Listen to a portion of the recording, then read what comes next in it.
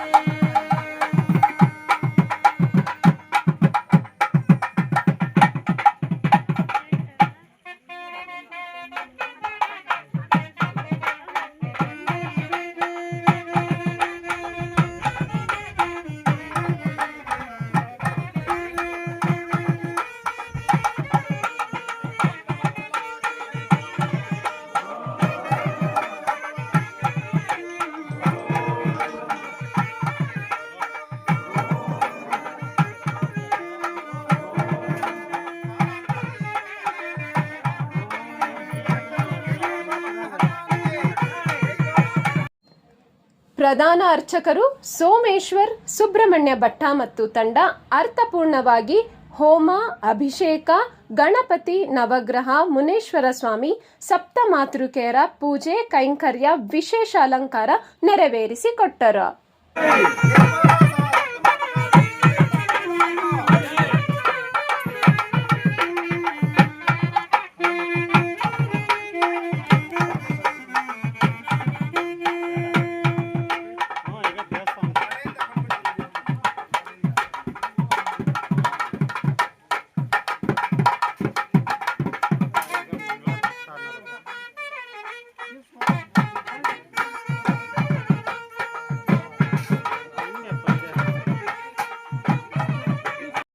ऐं बापवीत विद्महे क्लीं कामेश्वरी धीमहि तन्नो शक्ति प्रचोदयात् स्वाहा।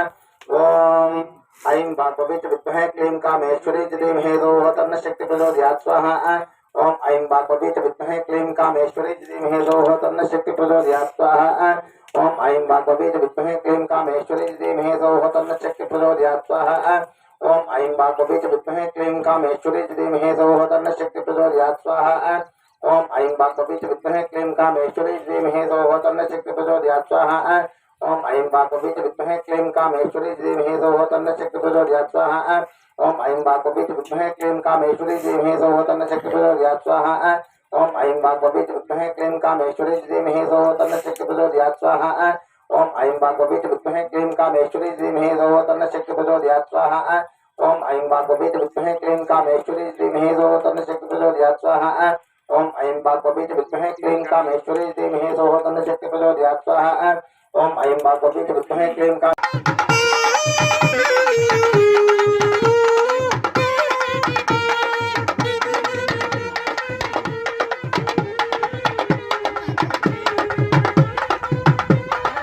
ముద్దను బాగా పోండి.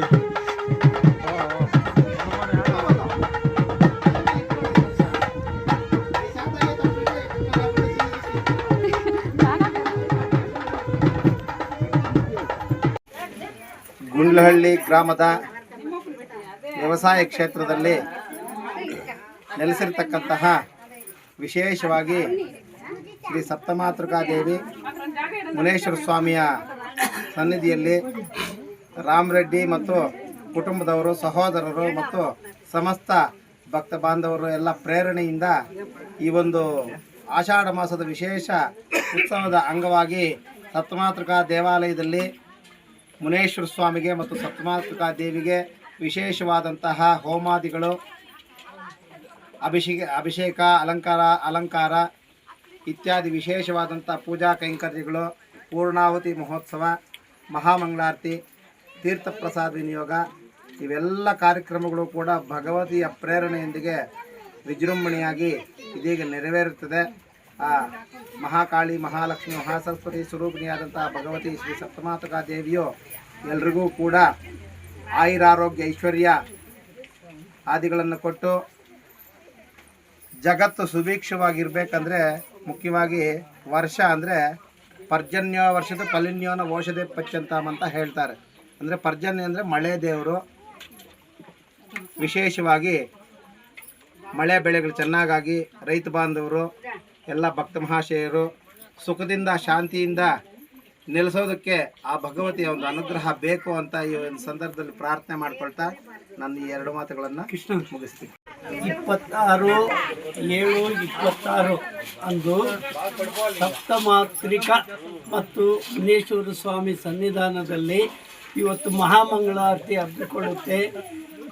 ಊರಿನ ಭಕ್ತಾದಿಗಳು, ಸುತ್ತಮುತ್ತಲಿನ ಊರು ಗ್ರಾಮಸ್ಥರು ಸರ್ವರು ಬಂದು ಸಕಾಲಕ್ಕೆ ಮಂಗಳಾರತಿ ತಗೊಂಡು ಯಶಸ್ವಿ ನೆರವೇರಿಸಿರುತ್ತಾರೆ. ಆದ್ದರಿಂದ ಅವರಿಗೆಲ್ಲರಿಗೂ ನಮ್ಮ ಕುಟುಂಬದ ಪರವಾಗಿ ಅವರಿಗೆ ವಂದನೆಗಳನ್ನು ಅರ್ಪಿಸ್ತಾ ನನ್ನ ಮಾತುಗಳನ್ನು ಮುಗಿಸ್ತಾ ಇದ್ದೀನಿ. ಜೈ ಹಿಂದ್, ಜೈ ಕರ್ನಾಟಕ.